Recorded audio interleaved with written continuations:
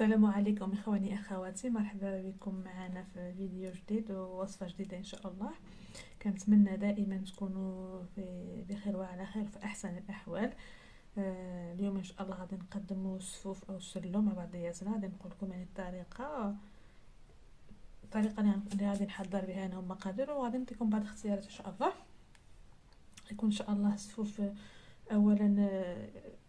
كنتمنى يعني اللي كيشاهدوا القناه وكذلك الصفحه على فيسبوك يعملوا اشتراك ويعملوا متابعه ان شاء الله القناه وكذلك الصفحه. كنرحبوا بالجدادين، وكذلك كنشكروا الناس اللي معنا من الاول ديال القناه وديال الصفحه. اتمنى يعني تتابعونا وتشاركوا الفيديو مع اصدقائكم ان شاء الله كي تعم الفائده. انا هنا عندي خديت هنايا هذا الدقيق ديال الشعير، فيمكن لكم تاخذوا الدقيق الكامل، وانما انا جربت الدقيق كامل كيجي ناشف، مع المده كينشف الدقيق. اما الدقيق ديال الشعير كيبقى يعني رطب، ما كي خصوصا هذاك اللي كيكون ماشي معلك، كيكون شويه ناشف بحال تقريبا كيكون مرمل كينشف. وحتى هذاك ديال اللي كيكون معلك كذلك حتى هو كينشف الا وضعتو فيه الدقيق ديال الدقيق، عفوا الدقيق ديال الزرع او دقيق كامل. بطبيعه الحال كتكونوا غربلتو، لان الا كانت فيه النخاله كتحرق وكتعطينا واحد المذاق ماشي مزيون يعني. المهم انا عندي هنايا خديت هنايا تقريبا 1 كيلو، حتى كيلو 190 ديال الدقيق. حمصتو هنا كما كتلاحظوا هنايا، حمرتو. ما تحمروش بزاف حتى يتحرق لكم ويجيكم مذاق مر. هاي كان فقط كنحمروه واحد شويه كيعطينا اللون ذهبي بحال اللي كتشوفوا هنايا، ولكن في الواقع راه هاد اللون ديالو ذهبي على حسب الاضاءه ديال التصوير. هنايا كيلو ما بين كيلو 200 ديال الدقيق. فانا هنايا غادي نوضع فيه هي عندي بطبيعه الحال هذا الزنجلان او السمسم عندي هنا منقي وبطبيعه الحال مغسول، وانا رجعته هنايا نضعته في واحد البلاستيك يعني غذائي او بلاستيك عادي اللي كنستعملوه كيكون نقي بطبيعه الحال. هنا عندي استعملت 600 غرام، ولكن يمكن لكم تستعملوا كيلو. مع كيلو ديال الدقيق تستعملوا كيلو، انما انا غادي نستخدم واحد شويه ديال، غادي نقتصدوا شويه في السلو ديالنا، عفوا شويه ديال عندنا هنايا. انا شريت يعني ب10 دراهم ديال النافع بلدي هذا، وعندنا هنايا كذلك 10 دراهم ديال حبه حلاوه. هنايا انا نقيتهم واحتفظت بهم كما كتلاحظوا. فانا هنايا ما غاديش نستعمل هاد الكميه هذه حتى نطحنها، وغادي نقول لكم بان شحال غادي نستعمل ان شاء الله. كذلك هنايا عندنا هذا النافع هذا كيكون غليظ شويه. انا غادي عندنا القرفه بطبيعه الحال يمكن لكم تشريوها بودره او تشريوها كذلك وتطحنوها عند العطار وتطحنوها الا كان عندكم طحانه كطحن لكم مزيان. فهنايا هادو غادي من بعد غادي نكون كنحضر، غادي نقول لكم التفاصيل.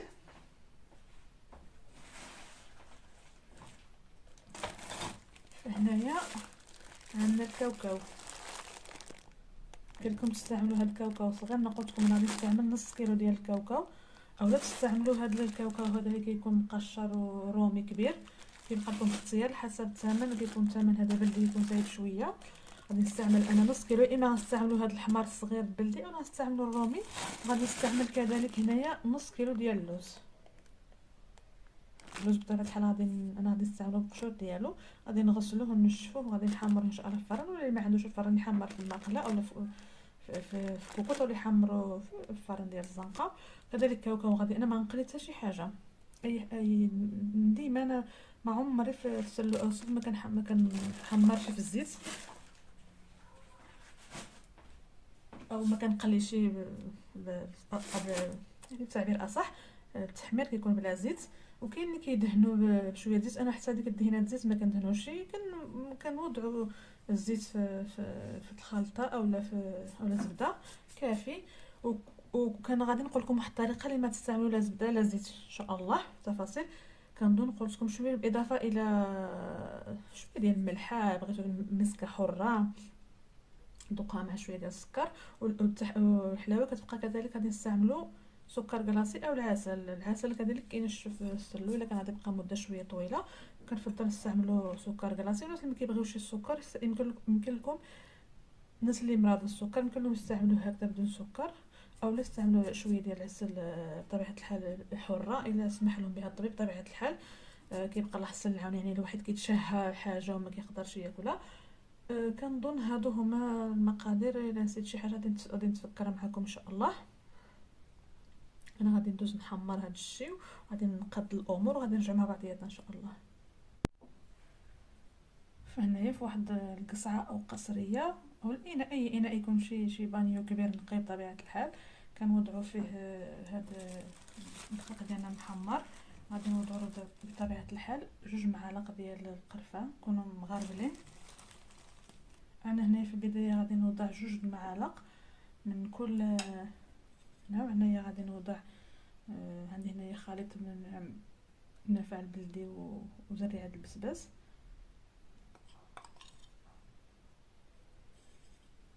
كنوضع منهم هنايا 3 ديال المعالق، يعني 3 معالق خليط بيناتهم. انا هنايا كانوا عندي مبرد 3 معالق. هنايا حبه حلاوه غادي نوضعوا كذلك 2 معالق. هنايا كانوا عندي معبورين 2 معالق. وملي غادي نخلط غادي ندوق الا جبرتو ناقص لي النكهه غادي نزيد له بطبيعه الحال.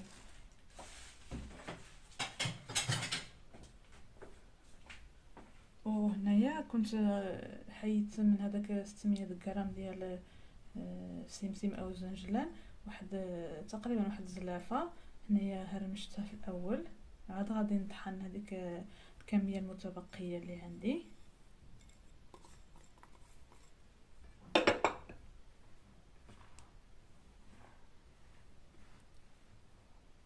كنحاول نمزجهم مع بعضياتهم.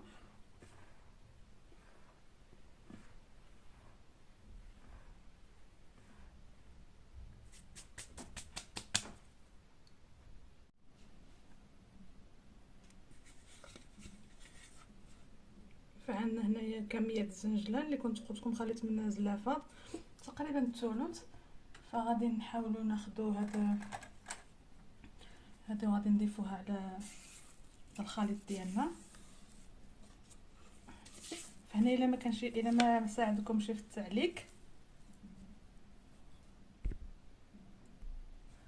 كتضيفوا لهم، تكونوا كطحنوه لا هو ولا الكاوكاو او اللوز، كتحاولوا تطحنوهم. الا ما ساعدكمش هذيك الطحانه ديالكم حاولوا توضعوا قليل من الزيت. هنايا غادي نطحن نفس الكميه تقريبا.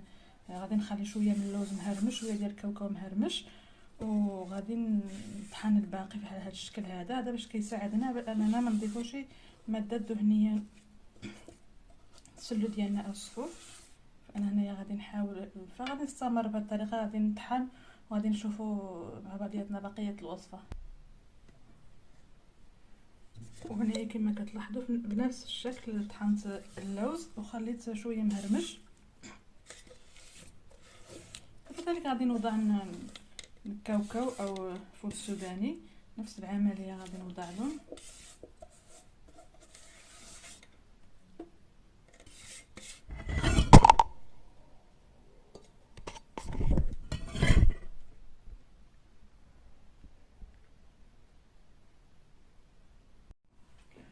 فانا هنايا كما كتلاحظوا وضعت هذوك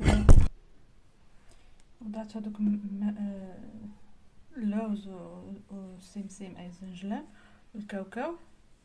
كنحاول ندمجهم مع، هنا وضعت سكر كلاصي او سكر ناعم، كيبقى على حسب الذوق يعني نتوما وحسب. هنايا اللقطه ما تصورت اللي كنت كنوضع فيها سكر كلاصي.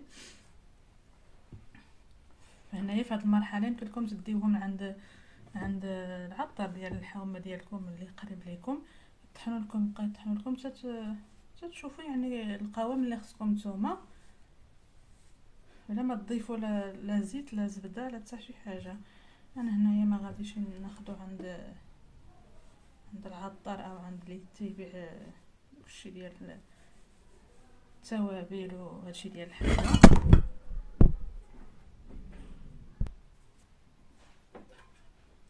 فانا هنايا عندي الزبده اللي ذوبتها خلي تتبرد شويه، تكونش سخونه بزاف يعني، تبقى شويه دافيه.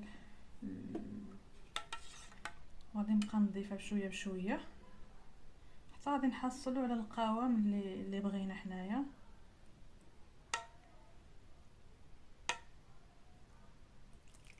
هي عندنا هنايا واحد نص كيلو تقريبا ديال الزبده. ما غنضيفوش دفعه واحده، نبقى نضيفو شويه بشويه وغادي نشوف الا خصني غادي نبقى نزيد.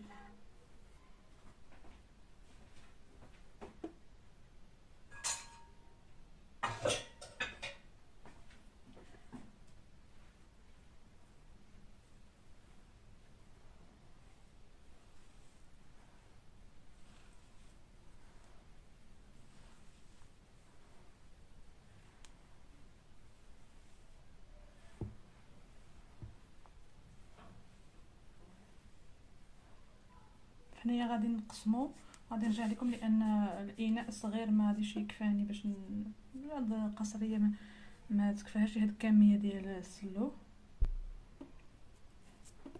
فهنا كما كتشوفوا اخواني اخواتي اخذ لي واحد يعني واحد الوقت طويل باش بقيت صراحه ما حسبتش، وانما كان بذلت مجهود. الا عندكم مثلا العجانه كلكم توضعوا فيه الخليط ديالكم وخليه واحد المده حتى كيصبح لكم لهذا الشكل هذا. شوف كيفاش كيرجع.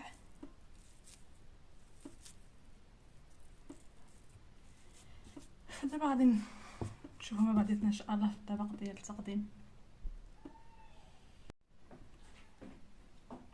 انا كنت نسيت هادو اللوز اللي مهرمش والكاوكاو مهرمش، هذا غنضيفهم في هاد اللحظه هادي. غادي نحاول نضيفهم ونخلط مزيان عاوتاني، ماشي بزاف.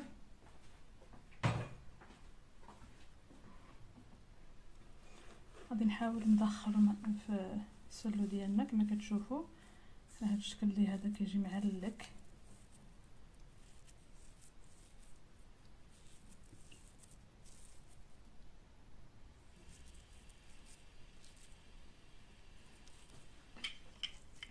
يمكننا ناخذ هذا المرجمات هذا الطوابع عفوا ماشي كيبان في الكاميرا، ناخذهم من هذا الشكل هذا كنوضعوا القليل من نسلو يعني كطرق مختلفه يعني التقديم. كنحاولوا نضغطوا عليه مزيان باش ياخذ لنا الشكل ديال القالب يعني كيجينا على هذا الشكل هذا. يمكن لكم تقدموا الطريقه التقليديه العاديه اللي مولفين كنقدموه بها.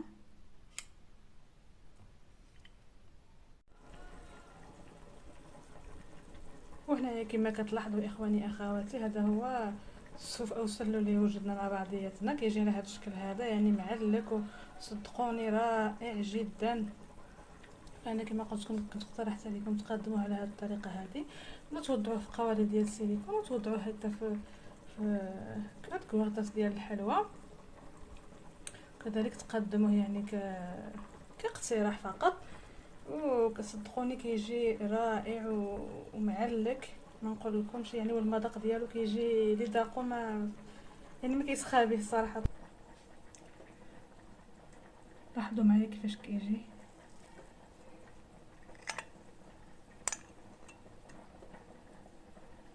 صدقوني لذيذ وبنين يعني واحد الدرجه ما نقول لكمش عليها يعني لذيذ بزاف.